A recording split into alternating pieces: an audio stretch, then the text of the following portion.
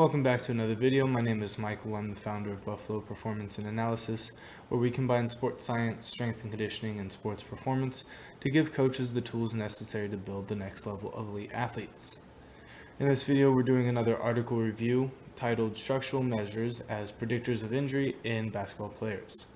So this research is completed by Shambaugh, Klein, and Herbert, and the purpose of this article is to investigate the relationship between structure and injury in basketball players with the goal of developing equations to predict injuries.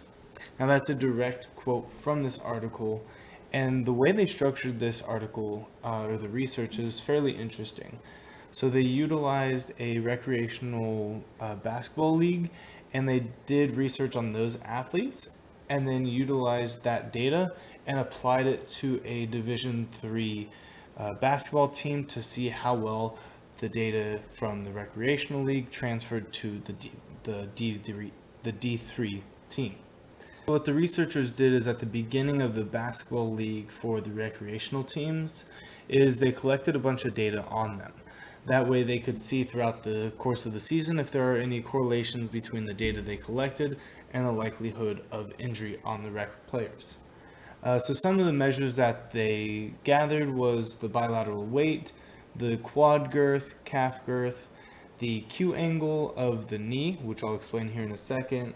They also collected dorsiflexion of the ankle, forefoot varus, rear foot valgus, and the true and apparent leg length. So let's break it down. So the Q angle was measured by taking a measure from the center of the patella to the top of the tibial tubercle, and a second measure from the center of the patella towards the ASIS. The Q angle is that resulting angle between those two measures. Then when we're looking at forefoot varus, that was taken by using one arm of a goniometer across the metatarsal heads, and the other arm would be parallel to a line that bisected the calcaneus tendon. Lastly, rear foot valgus was measured by using a protractor at the heel and at the intersection of the line that bisected the bony posterior calcaneus and the calcaneus tendon. What the researchers did at the end of the recreational basketball season is they used those 8 variables to create a logical regression equation that correctly classified all the injured athletes into the injured group. What they saw from this is that the athletes that were injured were at least one standard deviation higher than those uninjured athletes. So what that tells us is that there's likely a correlation between these factors and the risk of injury. Once the researchers created the 8 variable equation, they were able to fine-tune it all the way down to just 3 variables that correctly identified 91% of the injuries in the injury group. The 3 variables that they used was the weight imbalance, as well as the right leg abnormal Q angle and the left leg abnormal Q angle.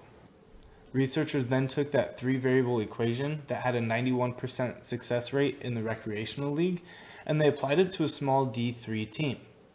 At the end of the D3 team's season, the equation was able to identify all but one injury using just the 3 variables, being the weight imbalance, the left and the right abnormal Q angle. What this tells us is that knowing the weight imbalance, as well as if there's an abnormal left or right Q angle, is a key factor in identifying any serious risk factors for basketball players.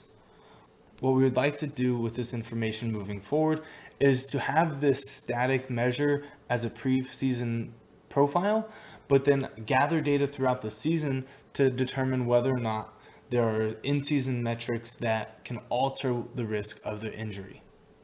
If you found any of this information useful, I would greatly appreciate a like or a follow. Thanks.